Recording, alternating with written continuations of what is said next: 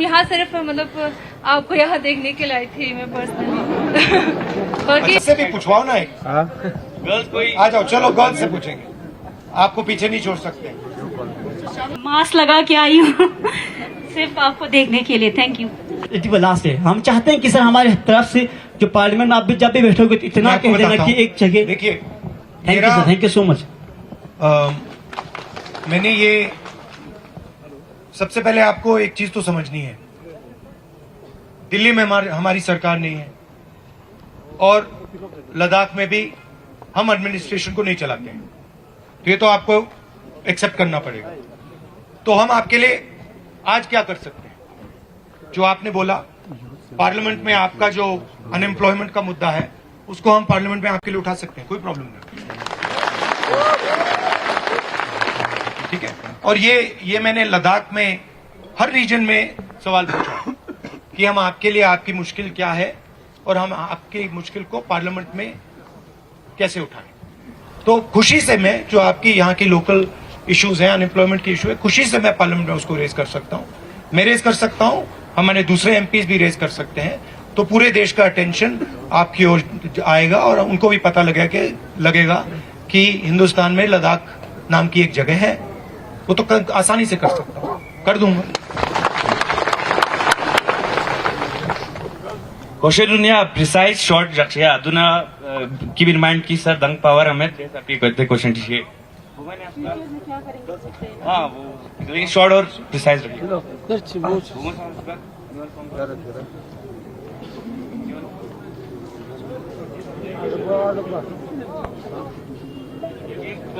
Girls से भी पूछवाओ ना एक गर्ल्स कोई आ जाओ, चलो गर्ल्स से पूछेंगे, आपको पीछे नहीं छोड़ सकते।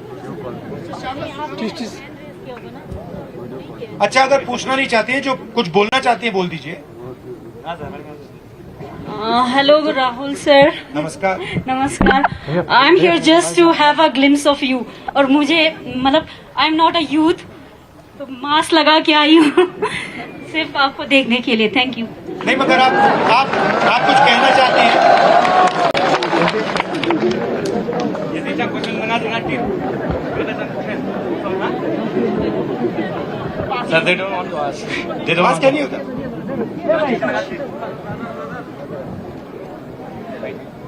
Sir first of all good evening कि आप यहाँ हमारे लिए आए, और जितने भी प्रॉब्लम थे वो तो मतलब हमारे जो रिप्रेजेंटेटिव हैं उन्होंने आपको मतलब कहा। हम यहाँ सिर्फ मतलब आपको यहाँ देखने के लिए आई थी मैं पर्सनली। बाकी प्रॉब्लम तो उन्होंने आपको वो कर दिया, बता दिया। अच्छा, तो अपने बारे में बताइए आप। सर मैं तो यही की हूँ। क्या करती हो? Sir I am student. क्या पढ़ाई हो रही है?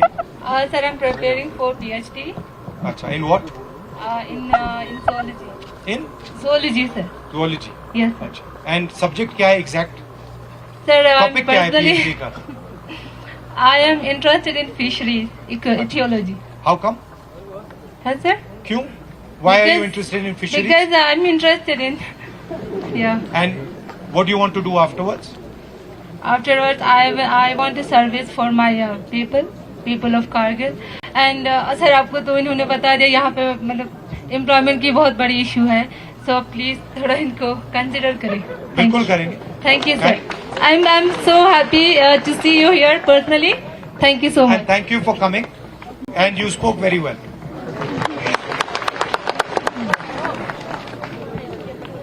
short one line question welcome sir. Sir आप एक इम्पोर्टेंट फिगर हैं अभी नेशनल लेवल पे, क्योंकि आप जब भी कोई बात करते हैं तो आपको नलिफाई करने की बहुत कोशिश की जाती है सारे एंगल से, इसलिए आप एक बहुत इम्पोर्टेंट फिगर हैं। भले ही आप अभी गवर्नमेंट में ना हो, तो हम आपसे यही चाहते हैं कि आप जब भी वहाँ वापस जाएं दिल्ली, और जब भी आप पार्लियामेंट में पहुंचें तो आप हमारे तरफ से, हमारे यूथ की तरफ से जो हमारे रिप्रेजेंटेटिव्स ने अभी चीज़ें जो एड्रेस की, उसको एक बार वहाँ पे भी एड्रेस करें, ताकि उनकी आंखें खुलें कि इनको यहाँ पे होते हुए भी इनको ये चीज़ें नहीं दिखी, आप वहाँ से आए और आपने ये चीज़ें देख ली। अगले सेशन में आप टीवी पे नहीं देख पाओगे, क्योंकि वो जब मैं बोलता हूँ वो टीवी बंद कर देते हैं। मगर अखबार में आप पढ़ लेना कि नेक्स्ट सेशन में जो आपने यहां मुझे कहा है वो मैं पार्लियामेंट में जरूर उठाऊंगा। Good afternoon sir, Rahul sir. आपके यहाँ आने का बहुत बहुत धन्यवाद सर। सबसे पहले तो मैं आपको अपनी तरफ से मैं पूरा on behalf of the Kargil youths I would like to congratulate you. आपका बना हुआ, आपका स्ट्रगल किया हुआ, आपने हमारी सुनी थी कि कोई 7-8 साल पहले जो जिला के टनल के बारे में जो आपको कारगिल के लोगों ने रिक्वेस्ट रखा था, आपका टनल का 50% कामयाब हो, इसके लिए आपको मुबारकबाद पेश करता हूँ सर। और कारगिल की यूथ की तरफ से सर एक उम्मीद हमें यही है कि इंशाअल्लाह बहुत जल्दी आप रूलिंग मतलब आपकी हुकूमत बनेगी इंडिया में, हमें उम्मीद है। तो जिस तरह से आपका भारत जोड़ो यात्रा का हमें अंदाजा होता है उस हिसाब से इंशाल्लाह बहुत जल्दी हमारे कांग्रेस की हुकूमत बनेगी। तो हमारे कल की तरफ से दूसरी हमारे आपको रिक्वेस्ट है कि हमारे जो एयरपोर्ट का मसला है, जो सदियों 200-300 साल से यही शिकायत लेके आपको हमेशा दिमाग खराब करते रहे, तो कुछ तो गुजर गए, तो हम लोग भी तक शायद कुछ 50 हमारे उम्र जो है तकरीबन 50% चले गए सर। उम्मीद है कि आपकी हुकूमत जब आएगी तो हमें उम्मीद है कि हमारे एयरपोर्ट का मसला आप हल करेंगे। क्या मतलब स्टेटस क्या है एयरपोर्ट का? यहाँ एयरपोर्ट का कुछ भी नहीं हुआ सर, जैसे थे वैसे ही है। और दूसरी बात सर, अच्छा क्यों सर्विस क्यों नहीं है? क्या है प्रॉब्लम, क्या है? ATR अच्छा सर प्रोपेलर प्लेन का है। जी सर, जी सर। आप लोग आए भी थे एक बार, थोड़ा सा कुछ छोटा सा जहाज लेके आए भी थी, इसके सुबह आए थे, फिर शाम को चले, उसके बाद दोबारा कोई कुछ आया भी ना, आप आए ना जहाज आए सर, हम तो वही सर। दूसरी बात ये सर, थोड़ा सा टाइम ले लूंगा sir, sorry for that sir. यहाँ पे देखो Ladakh is just like a bonded name, one is Kargil and one is ले, ठीक ना सर। इसके बाद क्या हुआ, यहाँ जैसे हिल कौंसिल बनी, नहीं क्या बोलते हैं, यूटी जब बनी, तो हेड ऑफ द डिपार्टमेंट जितनी भी है सारा ले में है सर। यहाँ पे कुछ भी नहीं, ना कोई रिसर्च इंस्टीट्यूट, ना कोई एजुकेशन बेस पर कुछ भी, नथिंग इज हियर सर। जब आप गवर्नमेंट में आएंगे तो हमारे लिए आप क्या करोगे सर? प्लीज, कहने को तो बहुत कुछ है लेकिन मान नहीं रही।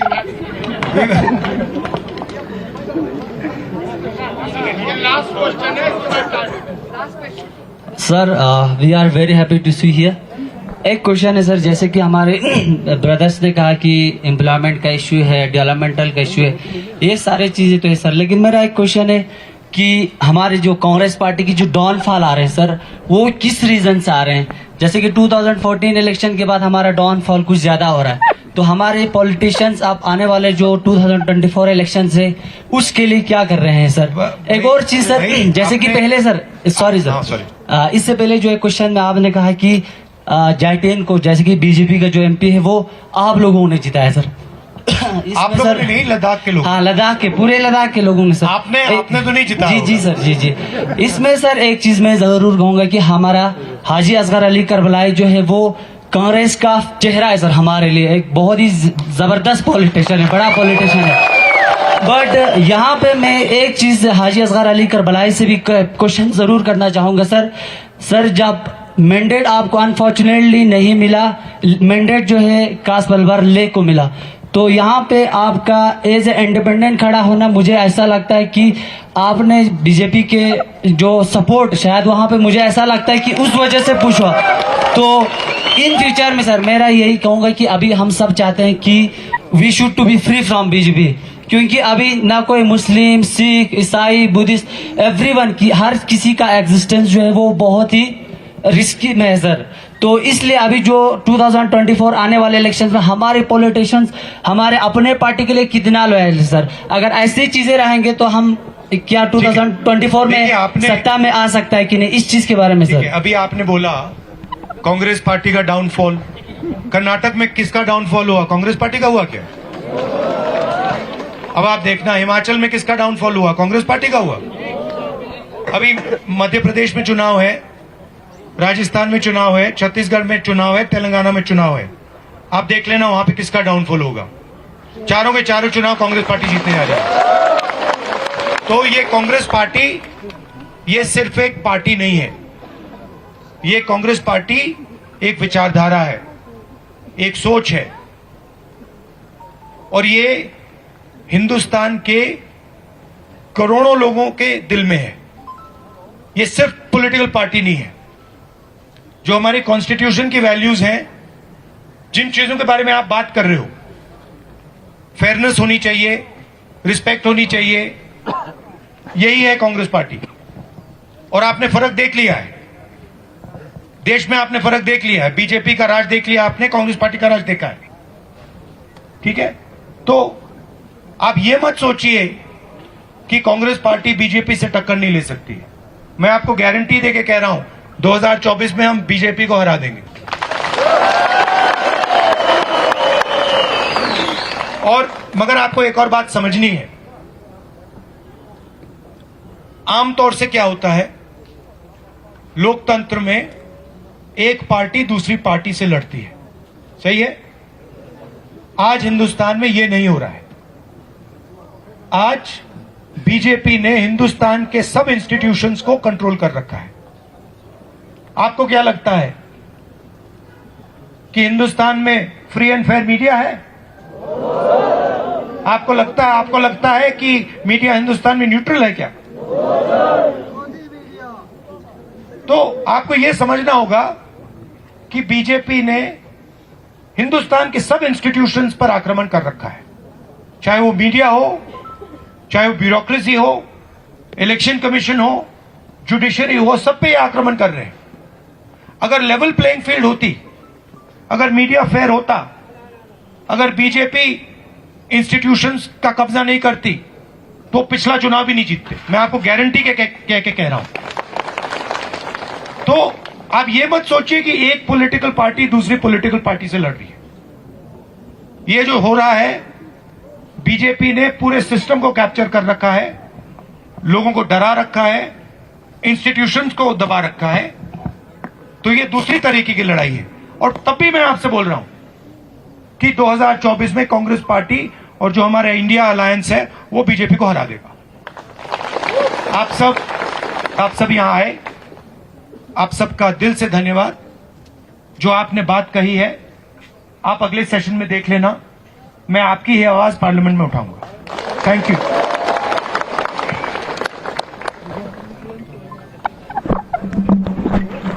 बहुत हो गया, बहुत बहुत शुक्रिया आप सबों का।